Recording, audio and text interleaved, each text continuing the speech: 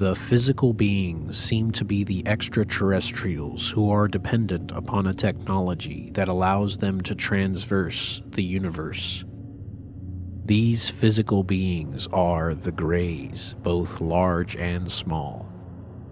There are different types of beings reported in a classic ET encounter, and they all seem to be restricted by the same physical laws of time and space. These beings most likely come from a number of nearby star systems and may have been studying the development of life on Earth for thousands of centuries. They are responsible for abductions of human beings and performing what seems to be genetic experiments. Human beings, animals, and plants belong to this classification of living creatures in the physical universe, since we are all made up of complex molecules and need to take in other forms of matter to maintain our bodies. Most likely, the universe is teeming with life, and the technology levels and wisdom of many of our neighbors in the cosmos are not on the same level.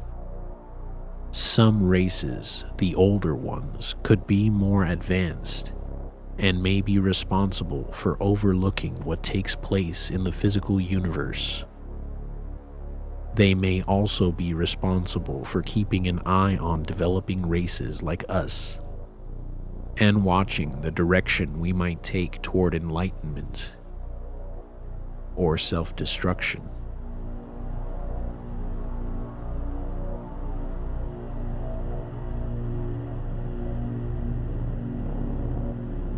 The second class of living beings reported in contact and UFO encounters is the Jinn.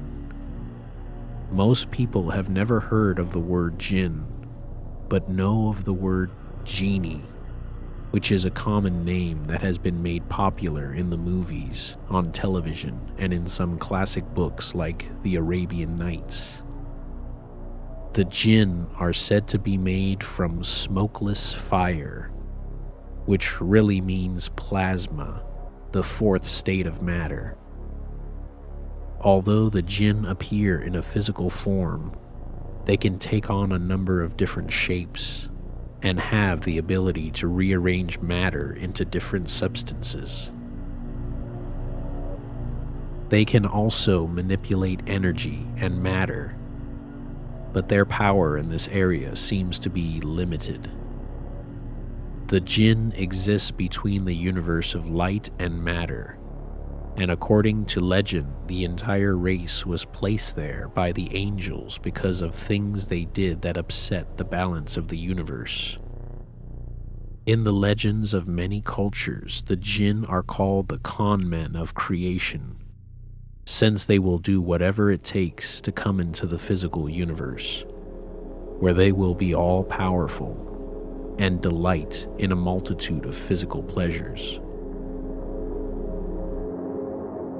The Native Americans, as well as other tribal cultures, called them the Great Tricksters, and it was considered to be very dangerous for an individual to open communication with them.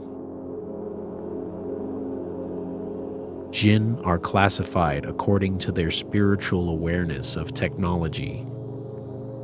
Some of the Jinn seem to be docile and want no connection with the physical universe, while others are just plain nasty and will do whatever they have to for the fulfillment of their goals and desires.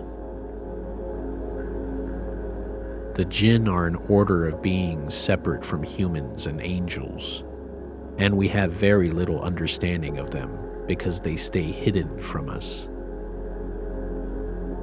The Jinn are without a doubt the intelligence behind many paranormal events that have been recorded over the years and are responsible for part of the UFO experience, especially in the form of psychic contact. The word Jinn is Arabic. It translates into English as meaning hidden, and this is what they appear to want to do. stay hidden, and cover up their true identity.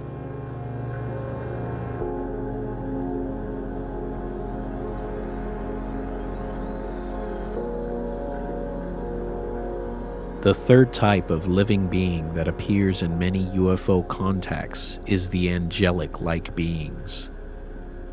They are reported to be able to take on a physical form. However, their original appearance is of a glowing orb or column of light. When contact is made with humans, they take the shape of a humanoid, and although the reports vary, the majority of the cases describe them as being very tall, 6 to 7 feet, and slim, with very pale white skin, and flowing long blonde, platinum, or copper red hair, and blue or green eyes. In UFO literature, they are referred to as the Nords, since they look like someone who could be from Norway or Sweden. They have the ability to appear and disappear, and although they have been associated with some type of disc-like craft, they don't seem to need a vehicle to travel across the cosmos. The angelic beings do not abduct people. They seem to want to communicate with us and keep our technology and spiritual development on the correct path.